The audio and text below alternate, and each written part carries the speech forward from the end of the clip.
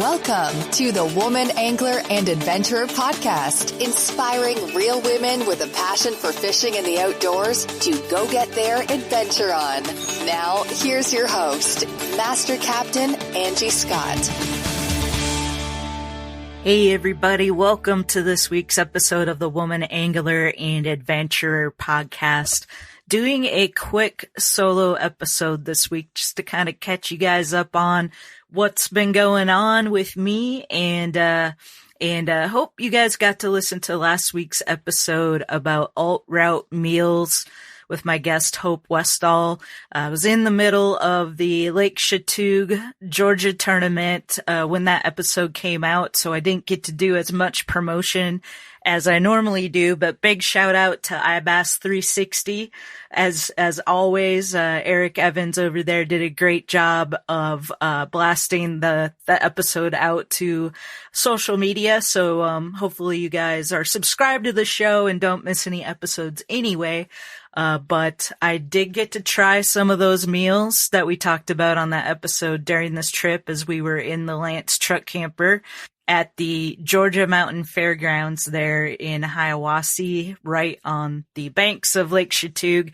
And the two I tried were absolutely phenomenal. We did the biscuits and gravy, and it was like almost mind-blowing to get that kind of great flavor out of a little pack like that, to think that you could just take that with you wherever you go. All you got to do is boil some water and you've got a delicious biscuits and gravy breakfast right there. Actually, I can't think of the other one I had off the top of my head. I think it was the black beans and rice or beans and rice. That was very, very, very good too. So I'm looking forward to trying some others, but just hope you guys listen to that. If not, go back. These are accessible even if you miss it as they come out, to go back and listen and get caught up. So, but yeah, so we just got back from Lake Chatuge. It was definitely a challenging experience for me, but also I think I learned more about bass fishing during this week than I have any other tournament that I've fished so far. It was really interesting just trying to figure out this time of year what stage those fish were in. We had some interesting conditions with this tournament. We had 30 mile an hour plus wind gusts during practice, which was, obviously makes for a super challenging situation. The first practice day, Sunday, was raining in the morning, those high wind gusts. And so we actually decided to go to Helen, Georgia that day to do a little sightseeing, because Dana had been to Helen years ago and actually got a tattoo there. And when she realized how close we were, she was like, "Oh, we got to go back. It's such a cute little town. It's themed after, I think it's like Bavarian themed, if that's how you say it." But it was a very interesting experience. The North Georgia mountains there are absolutely beautiful. This is the most beautiful lake I've ever been on for a tournament, hands down. But the drive to Helen was amazing. And we did have a good time there walking around, went to some of the shops, ate some lunch.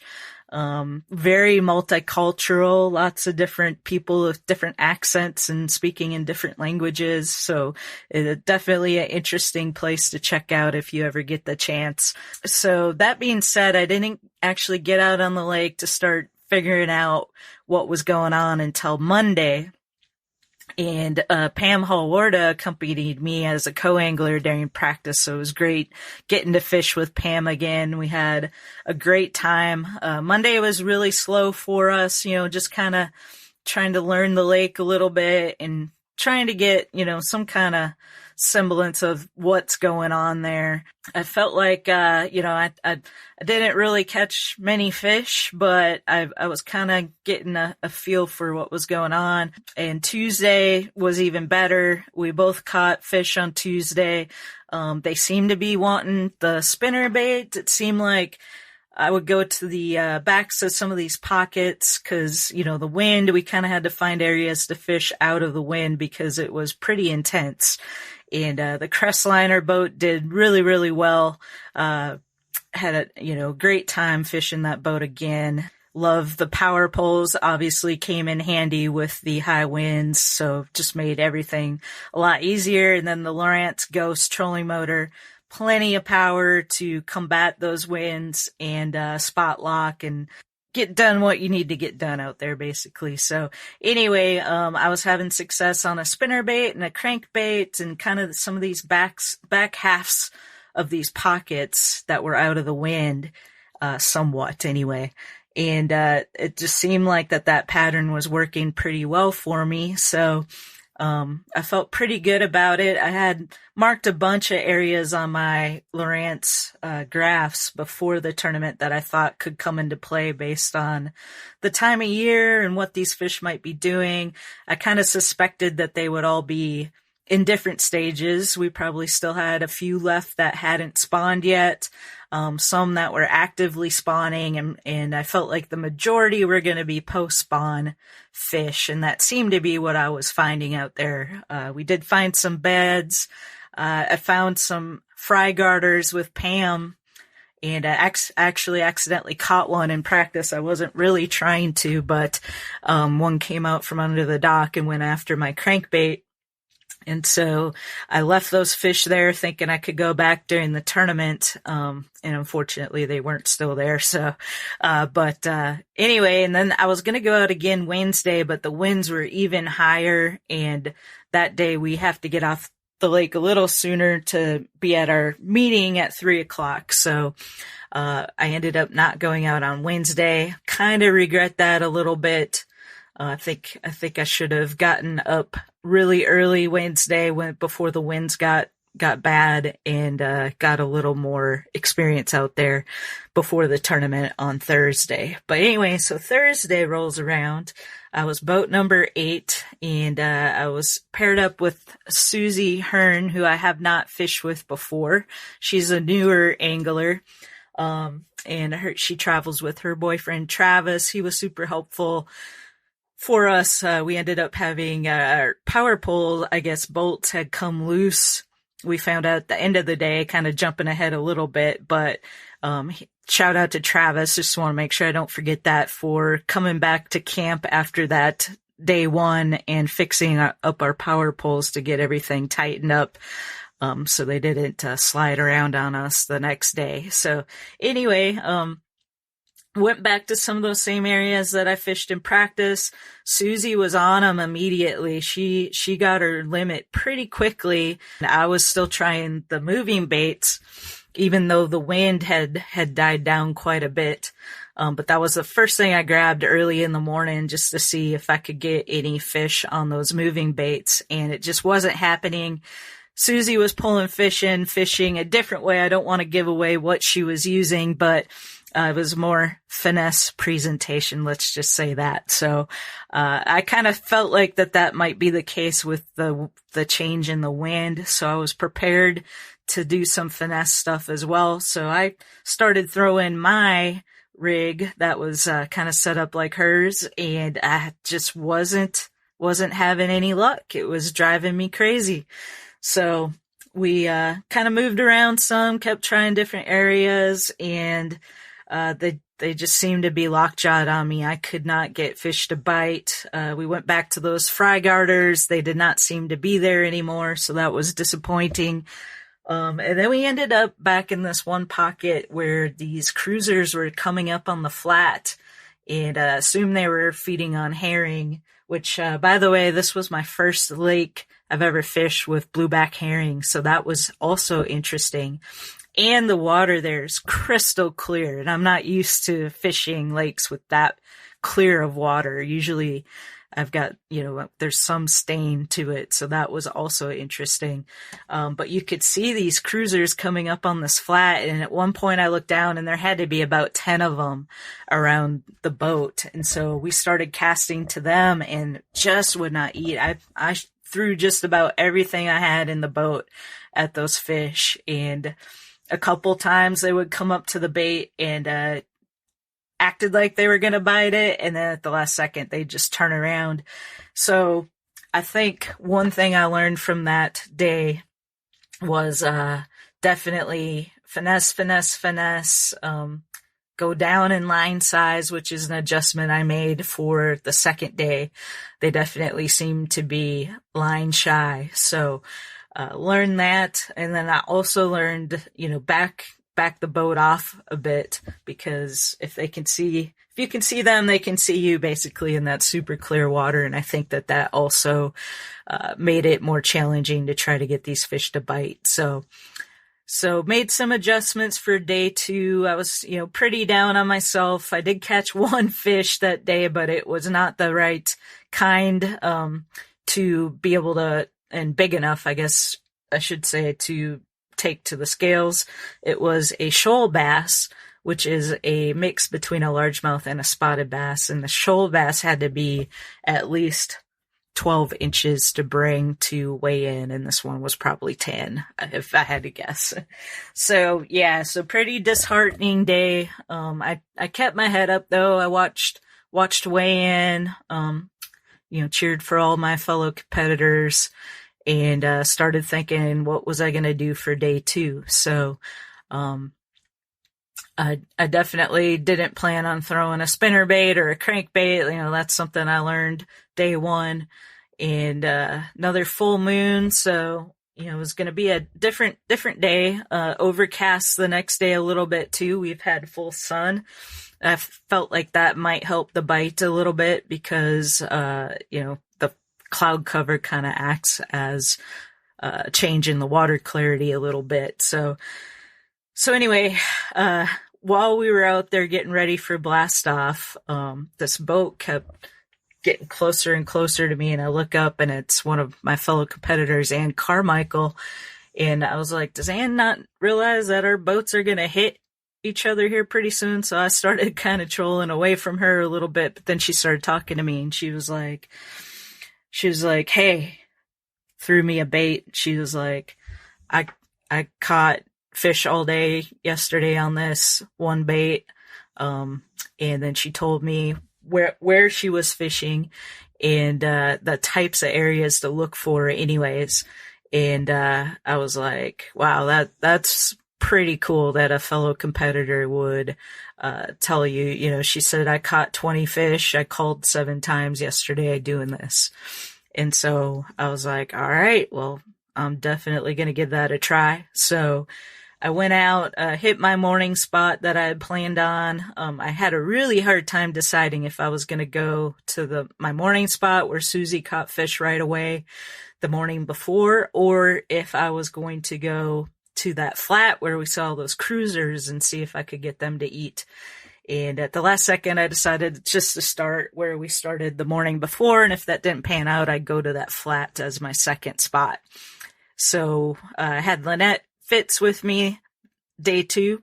We had fished together once before on Ray Hubbard a couple years ago. So we did not have a good day that day. So we were looking for some redemption on Chatuge, and went to our morning spot. Didn't pan out, had some equipment issues, some line issues. It was starting to look like it was maybe not going to be another good day. And I was getting nervous, and we ran up to that flat with the cruisers, and I didn't see any fish there. We fished it for a little bit, didn't have any action. So I said, all right, let's go. Where what Ann Carmichael said to target. So I started looking on my map. I already had a lot of those areas, waypointed. I just hadn't really tried them. I tried them a little bit in practice and didn't have much success. So I didn't work that into my game plan, but I started hitting all those areas, fishing. I couldn't fish that exact bait that she had given me because I'd already gotten it snagged. And so I just found, similar, stuff that I had. So what it was, and I can tell you because she shared it from stage, I think she called it a hoot rig, if I remember correctly, but basically what it was a mix between a shaky head and a Ned rig. And so it was this really, really tiny Ned rig style jig head and a longer, skinnier worm. And I didn't have anything quite like that, but I did have these D worms from Berkeley power bait that kind of reminded me a little bit of what she had given me. And I hadn't used those yet. I'd gotten them from Jen Ripple to try, and the color was baby bass. And I thought, well, that's a pretty natural looking color, so that's probably going to work well in this clear water. So that's what I put on. And it wasn't long, I started catching fish. And I was like, all right, this is awesome. It was so much fun. I had 3 in the boat, and Lynette didn't have any yet. So I said, hey, if you want to use these, I thought I had more than just that one pack in the boat. And it turned out we only had the one pack. And but we caught fish all day long. And, it's like we'd go to an area, catch a couple fish, move, go to another area, catch a couple fish. And it was so much fun. I got to call for my very first time, so that was super exciting. Lynette got to call as well.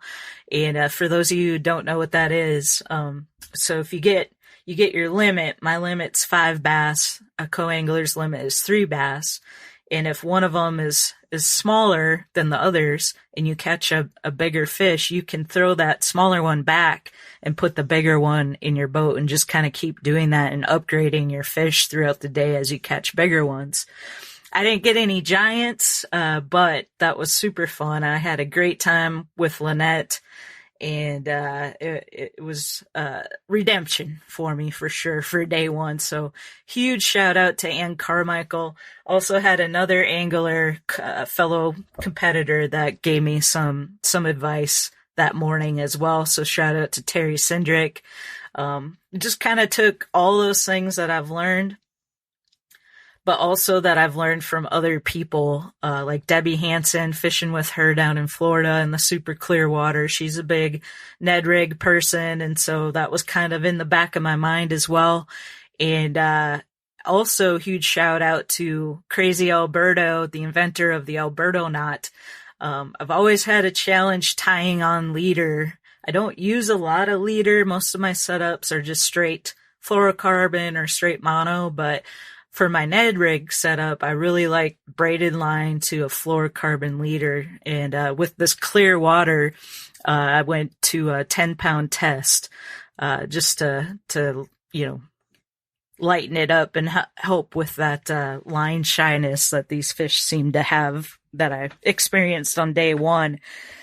Well, after you retie and, you're fishing a Ned rig around rocks, you're going to get hung up, and that was happening occasionally. And my leader kept getting shorter and shorter to the point where, actually what happened was I got a knot in my braid and at one point. And so I had to cut it all off and start over and had to retie leader in the boat. And I've never done that before. I used to try to tie the FG knot and, was starting to get better at it, but it was still a challenge to do. And it had to be like indoors, in a controlled environment for me to be able to get it tied right. And when Alberto showed me the Alberto knot down in Florida this past January, I tied it the first time after he showed me, and I was like, wow, this is actually pretty easy. And then we had done some fishing together, and I got to tie it a couple more times, and so I was able to tie it in the boat, brand new leader line. I was really proud of myself for that. So shout out to Alberto, shout out to Debbie, shout out to Jen Ripple. It's fishing is such a great community, and everybody just tries to help everybody get better. And I just love that about the sport and about the LBAA and the ladies that compete in that. So, didn't play super high in the tournament because of day one, but I am still sitting in the top 10 for Angler of the Year. I'm currently in 9th place, which is where I was coming into this tournament. So I'm happy that I at least didn't drop down. And we've got Truman Lake coming up. So I am already prepping for Truman Lake. I've been there once before. My first experience with the LBAA, we actually did an episode about it. That was pretty fun with Barbara Harris. That was a good one. If you want a good laugh, go back and listen to that Truman Lake episode. I'll put a link to it in the show notes here so you can easily access that. But that was an interesting experience. Thank goodness we were going back there at a totally different time of the year. So it should be a completely different experience, and looking forward to getting back to Truman. Already, doing research, marking some waypoints, things like that. So hoping I'll have a really good tournament at Truman Lake, and just it's a challenge. Terry Sindrick and I were joking the other day about asking ourselves, why do we do this? Because it's a mental challenge. I mean, you have a lot of pressure on yourself, or most people put a lot of pressure on themselves to do well, and but we love it. We just keep coming back. So I'm just gonna keep doing it. For those of you that aren't aware, they announced during the Palestine tournament that Secret and Cheryl are stepping down from the LBAA. I haven't heard if anybody is going to step up and take it over, so this could potentially be the last season for the LBAA, and I'll have to kind of decide what I want to do next. But we're just taking it in and enjoying it while it lasts. And thank you guys for coming along with me on this journey. I really appreciate it. So to sign us off on this episode, I thought it would be fun to leave you with the audio from stage of me chatting with Don Day. If you guys don't know about Don Day, he's the MC for our weigh-ins for the LBA and has been doing that for many years. He's a huge supporter of women in fishing, and he's also the guy behind the scenes that announces the anglers before they come out on stage for the Bassmaster Classic. So if you've ever been to a classic, you've heard Don Day's voice, and I'm just going to leave you with that. Thanks, everyone. Listen, I'm glad to see you come up here with a limit. Yes, yesterday was incredibly brutal for me, so got a little redemption today. I know you did. By the way, I want to talk about your boat. You've got this beautiful aluminum rig. Talk about it. Yeah, we got a Crestliner MX-19. It's an aluminum boat, a lot smaller than the boat I had before. It's just easy to maneuver. It's fun to drive. Handles great. Pretty good power plant on the back. Yeah, we got a 200 horsepower Mercury. That's the most that the MX-19 can take, but it's good. It's pretty good. Well, what'd you catch your fish on? What was the day? Well, Lynette kind of gave it away, but morning started out a little slow, and then I started throwing this Ned rig on this certain baby bass color bait, and they just started eating it. Ate it up. Yep. All right. Listen, I also want to talk about your podcast. She has the most popular podcast on the outdoor world of anybody in the whole country now. Tell us about your podcast. Well, that's a little bit of an exaggeration. No, it's the best one. It is. It's called The Woman Angler and Adventurer, and we feature women who do amazing things in fishing and the outdoors, just sharing their stories. We've got our mobile podcast studio over here, been camped at this beautiful campground all week in the truck camper. And just love this area. It's beautiful. Love this campground. Everybody's been super nice, so thank you. Let me ask you this. If somebody out here in this audience or somebody watching on Facebook has a suggestion for you to come talk to, a lady angler that you want to come talk to, how do they find you? They can email me at Angie@thewomanangler.com. Okay, that's pretty simple. Simple. Thanks a lot, Angie. All right, thank Appreciate you a bunch. Good day today. Way to go. Congratulations.